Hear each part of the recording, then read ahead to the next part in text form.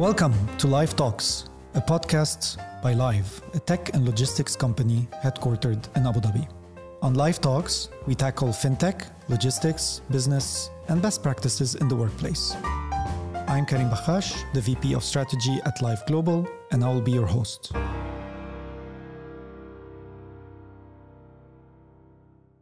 Welcome to a new episode of Lyve Talks. Today, we will be talking about starting a business in the UAE, especially for SME and entrepreneurs. My guest today is Lorenzo Jooris, the CEO of Creative Zones. Lorenzo, if you want to introduce yourself before we start. Great, definitely. And once again, thank you so much for having me here. It's a pleasure to have this conversation with you and your audience. And I am the CEO of Creative Zone. We are one of the largest corporate service providers in the country.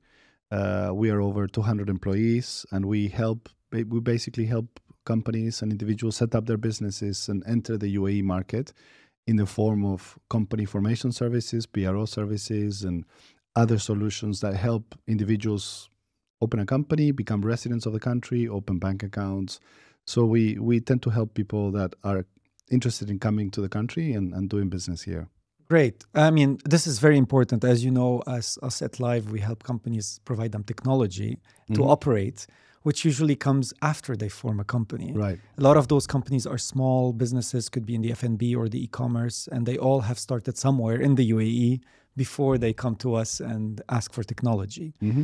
When you think about starting a business, it has gone a very long way since, years ago. Yeah. There it was very paper-based. People used to go to different governmental agencies, could be the Department of Economic Development, submit some paperwork, go through the process, come back. Now there's everything's online through technology. Correct. Which makes it simpler, but doesn't mean it's less complicated. Yeah. And I know countries all around the world take this very seriously because, starting a business is one of the indicator for any new companies or existing companies to choose where they want to operate. Absolutely. And so here in the UAE, it has been taken very seriously, and there's quite a lot of places where this can happen. So maybe let's start at the basics. And I think this is important for the audience who are thinking of starting a company here. What do they should think about as they start, and what are the different steps they should go through when they want to start a business? Excellent. Well, as you rightly said, the UAE has gone a long way when it comes to the implementation of initiatives and policies to really streamline the process on how people can set up a company. I think the one thing that the UAE does extremely well is really listen out there to what people need and adapt very quickly.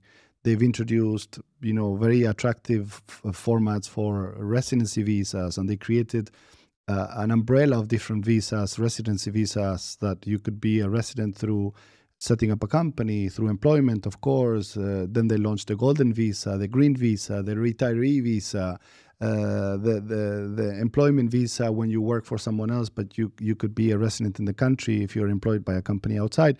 So the government has always been one step ahead of wanting to implement a lot of these policies to really make it easy. And one of them, as you said, is also the journey on how people start a company. As you rightly said, when we started 14 years ago, everything was very manual, very paper-based.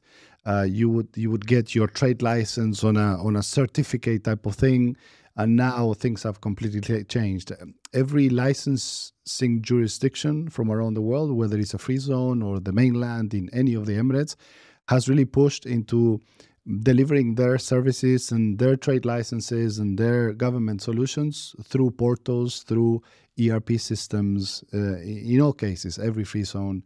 In fact, we as a company have created our own ERP economic zones solution that we provide to economic zones as a format by which users can input their data and do the whole process of setting up a company digitally.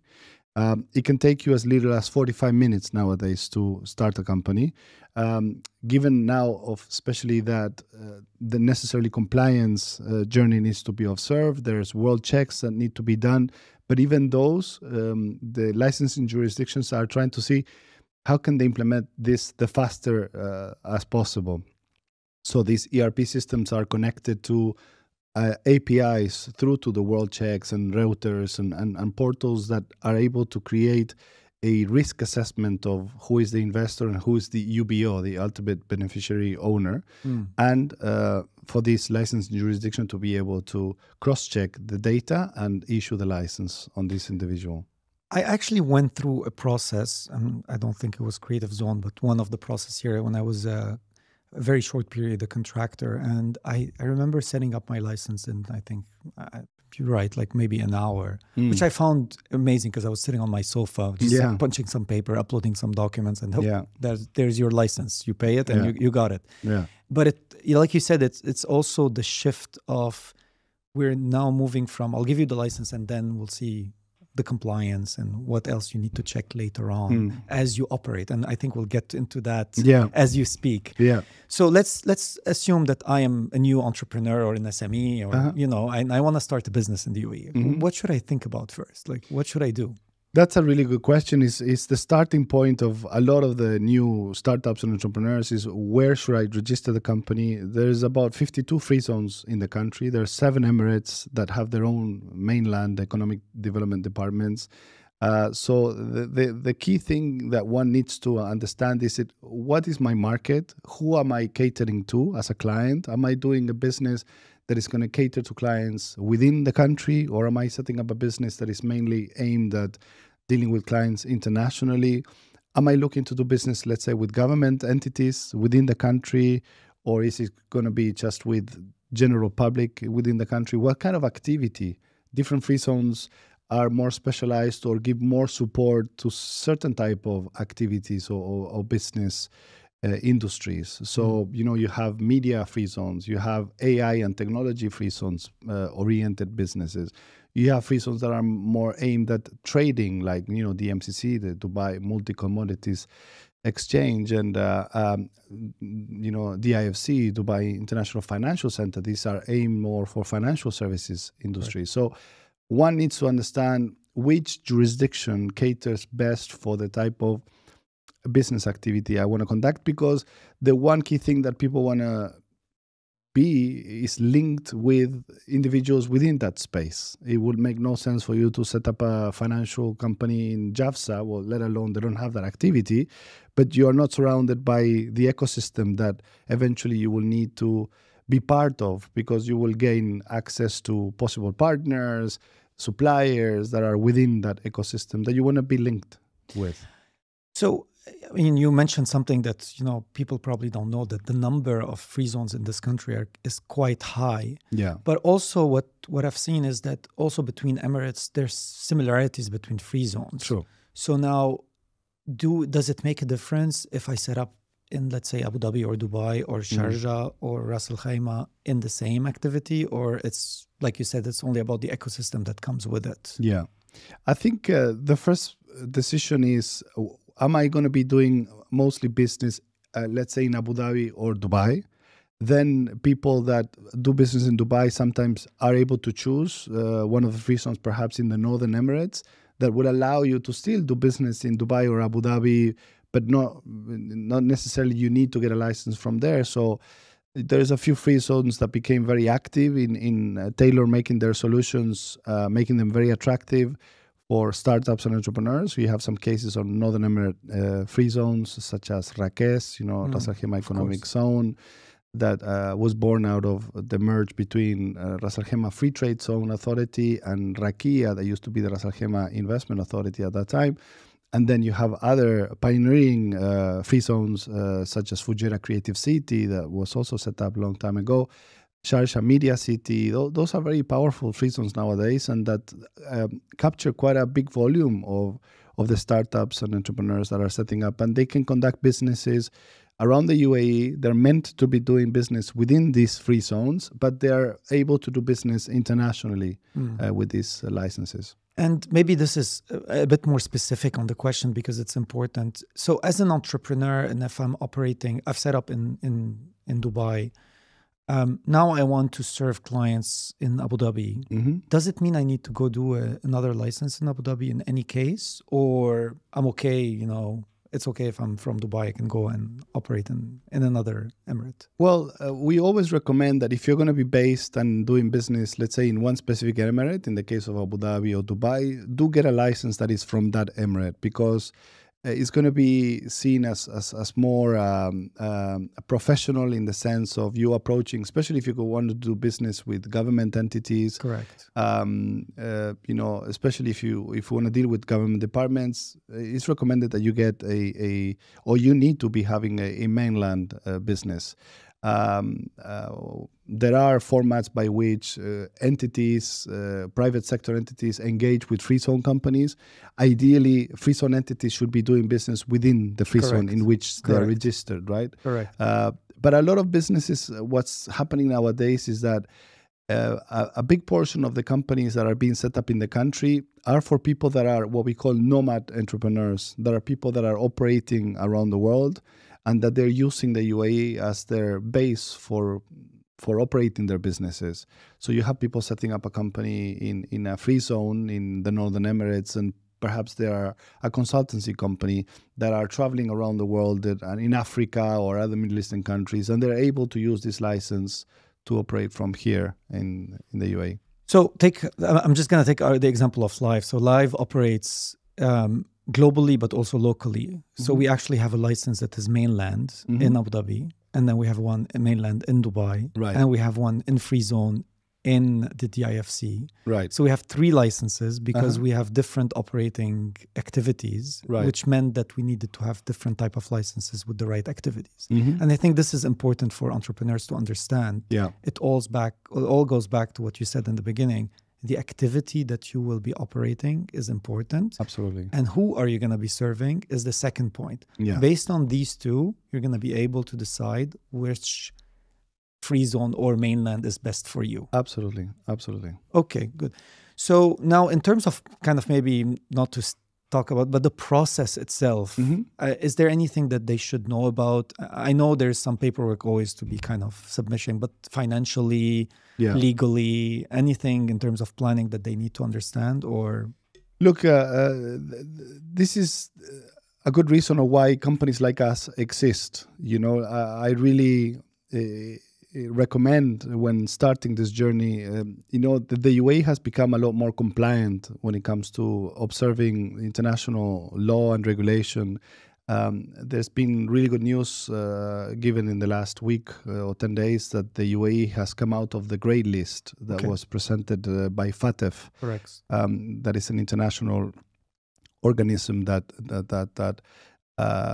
sort of scores the rating of countries around the world in where they stand with their policies in regards to anti-money laundering and compliance regulation and so on. So over the last 2 years, the UAE has done tremendous effort and set initiatives to really get out of this grey list, and now we've done it. In the last 10 days, it's been announced.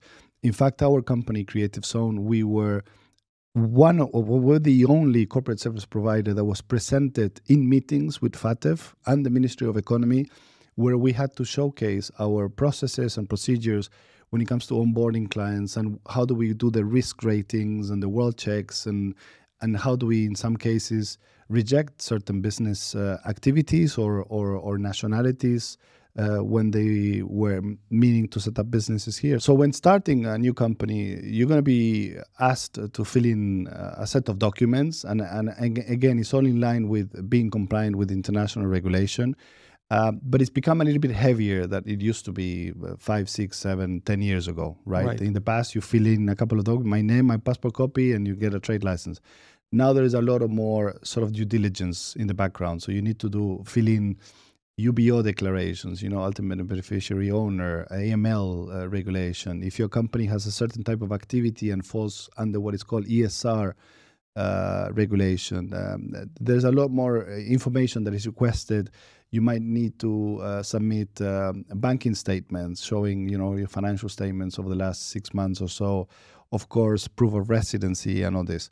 But then once your company is set up, it doesn't stop there. That's why I'm saying it's good to have a partner like Creative Zone or a corporate service provider, because you are constantly in need of keeping up to date with what documents are being requested by the licensing jurisdiction. The banks nowadays also are requesting explanation of certain transactions. There's a lot of things related to residency visas. How do you go about employing people? What kind of documents you need to sign in terms of employment contracts? What is within the law when it comes to employment regulation, and how can you hire and fire and this kind of thing. So these are all the support and advice that we give entrepreneurs. So there's a lot that goes behind running a business. I'm sure you're aware of when you got started. Of course. And, Of course. You mentioned two things that I think I just want to a bit maybe, which is important probably for entrepreneurs, is one is the activity, right? You mentioned that certain activities might have additional checks that might be different from others. Yeah. Can you elaborate on this point? Because I think it's important for people that start business to understand, like, if I want to operate a technology company, probably there's only these steps that need to be made. It's more simple. But if I want to start operating a food business, there is more checks that needs to be made, because there's other authorities that needs to make sure that you're operating in a healthy environment. Right. So maybe just briefly, if you can elaborate how different it is, could be. Yeah, and that's a really good question. And there's a couple of ways of dissecting this. The biggest way of dividing the activities is the way that most licensed jurisdictions do it, is between regulated and non-regulated activities.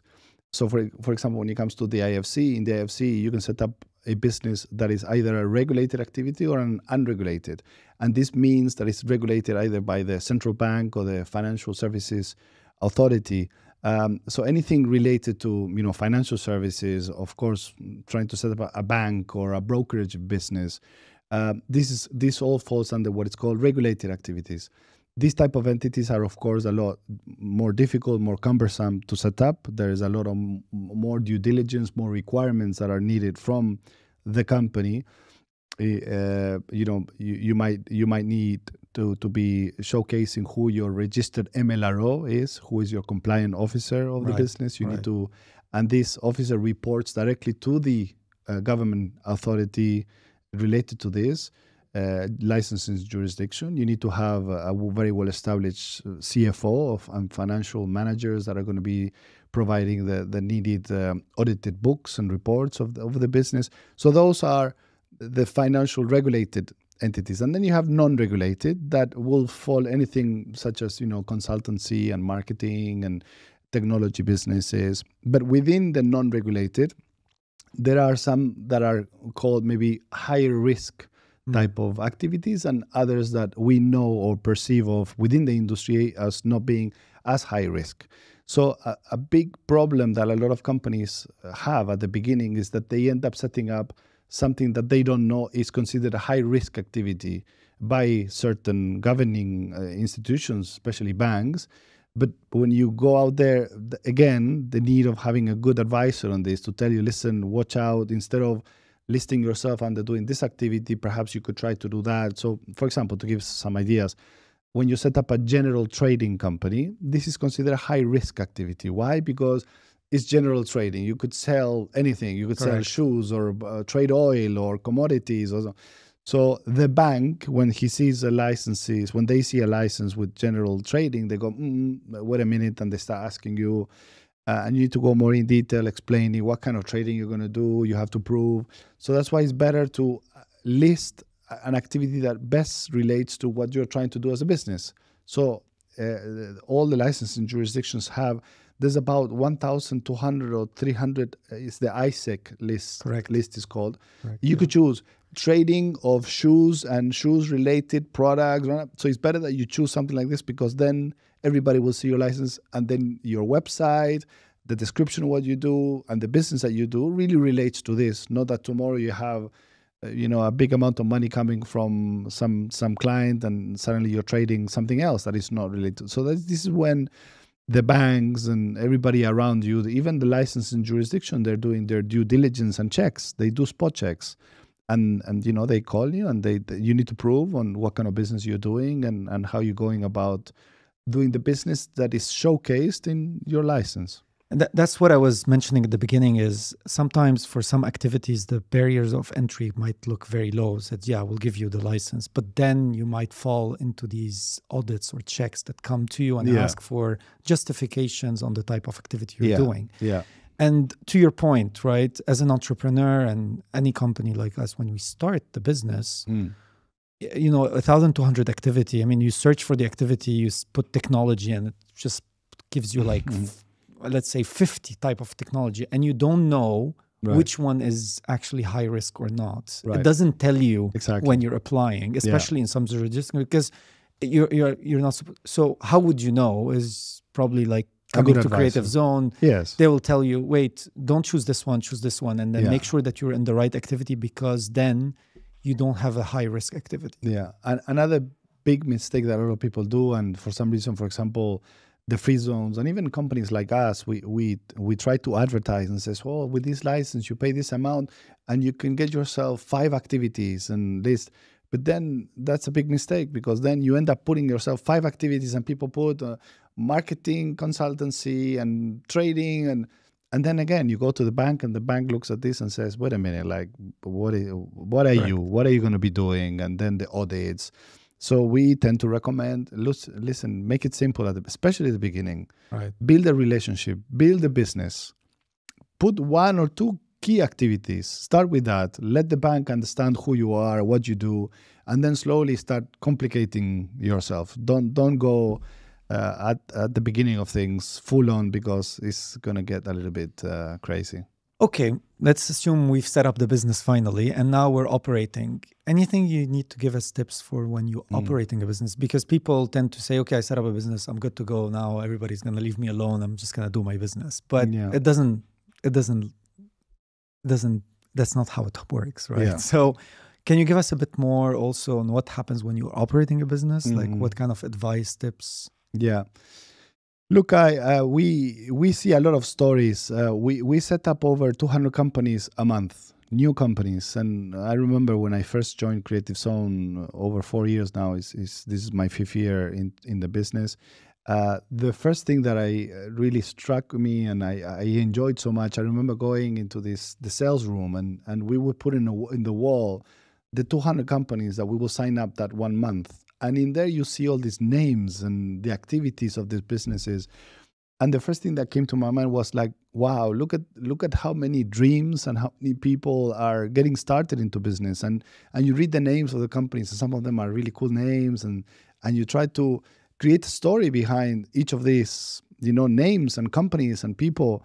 And I remember, and even until now, I'm very passionate about trying to connect with a lot of our own clients and understand what they're trying to do and how they're doing business. I feel I'm very lucky to be in a space where I get to talk to all these people and understand how they're going about things. But on the other side, I see and I get to see a lot of mistakes that people do. So to your question is, and especially when it comes to doing business, I think in this country or anywhere around the world, but I've seen it in the UAE. I mean, I had my own media agency for 15 years. I think the number one problem that I see a lot of people have, especially when they come here, is that, and I think it's a problem around the world, people tend to get started, open a business, and they are expecting results to come immediately. And this is, as you were saying in your question, it is not how it happens in the real world. For any business, it takes a while. It takes you time. It takes you a while to start getting that traction and to start getting, those invoices being paid and the cash flow of things to start looking a little bit more healthy. So my first recommendation is go into business knowing that it's going to take you a while. Make sure that you have a bit of a cushion that will take you to whatever you feel, and always double that. If you think that it's going to take you 6 months to start breaking even or a year, 6 months is going to end up being a year. If you think it's 1 year, it's going to end up being 2 and so on. So give yourself some space. In a market like the UAE, I see a lot of people that do it very well.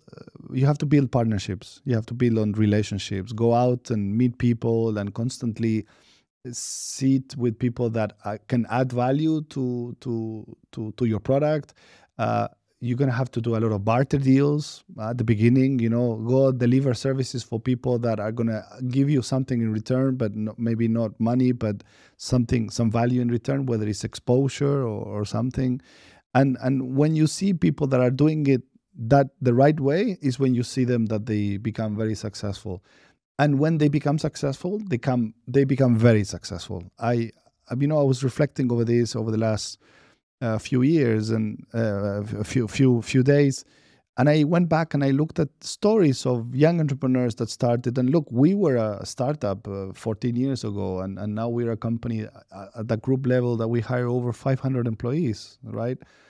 You have stories of people that we even have invested into, for example, companies like insurancemarket.ie, right? Yeah. Incredible stories, and they are doing extremely well.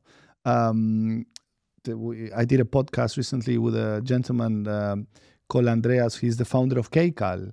I know KCAL, of course. Very successful, but they started from nowhere. And I think he was telling me they do over 2,000 meals. Was it a day or a month? I can't remember something. A day, right?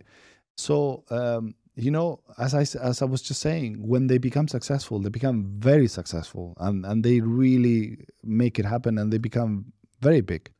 Maybe one thing that you mentioned, and I just want to go back to, is the importance of the ecosystem of the zone that you choose, or the place that you choose to set up your business. Yeah. Because people underestimate, a lot of entrepreneurs, sometimes they pick the cheapest. Yeah. Because you're thinking, okay, let's just go, maybe it's 1,000 dirham more cheap, but I'll just set up in this place. Yeah. Or for some reason, somebody told them about the place and they'll just go for it. Yeah. But they didn't think this through about how important it is to be in the right place to get the right support. Yeah. So can you talk about this? Because I think it's very, very important. Absolutely. And even to add to what you're saying, I think you need to create your own zone. You need to create your own circle and your own environment. I mean, the free zone and your licensure is going to give you something. But what else can you go out and get? That's the really good thing about the UAE. There are hundreds of ecosystems that you can get involved. You can be you're a women entrepreneur, go and become a member of the Dubai Businesswoman Council. Or there is this other really amazing group called Female Fusion that they have thousands of women entrepreneurs. We launched a new concept recently called the Startup Circle. So we invite startups and entrepreneurs to be a member there. It's free of charge. We don't charge people. We do networking events. We meet with people. We do workshops that are free of charge. We launched 2-3 months ago a very successful concept called the Startup Academy. It was a 16-week online series of workshops, totally for free, and we had over 3,000 people subscribe to it. So there is so much that you can go and get out of the ecosystem. The free zone is one of them, but go and build your own zone, as we were saying, of network, of opportunities, because there's so many opportunities for you to go and connect with. There's free events every day. There's no excuse for you not to be sort of exposed to people that are out there trying to hustle and to make it happen. I think one, not general mistake, but one mistake that some entrepreneurs do is to think that, staying in their own small bubble, doing their own thing without networking, without going and meeting other startups and learning more and more what's happening is the way to succeed, which is the complete opposite. Oh my God. Which is, I think, is the complete opposite. But you mentioned it, and I think for at Creative Zone or any other zone, you want these companies to be successful because your success depends on their success, because you want them to continue to operate. Absolutely. So giving this all away is a direct return for you. Absolutely. So I say to entrepreneurs, like, don't hesitate to go and find the places where you can find free support, because at the end, and there is so much out there. Correct. Yeah. What other tips do you want to give to entrepreneurs? What other things you can give to these, based on your now 4 or 5 years experience at Creative Zone, or since you've been for a very long time here in the UAE? Yeah. Look, I think the one thing that I enjoy talking about is for those young entrepreneurs that are starting to set up their business. It's how it came about. For example, when I launched my first company, I put it in a way of saying, at the beginning, play with your idea. I think for young entrepreneurs, you're in your early 20s. You have the ability to be able to risk a few things. If you fail at the beginning, is actually seen as a bit of I wouldn't say a positive thing, but there is a lot that you will learn from it.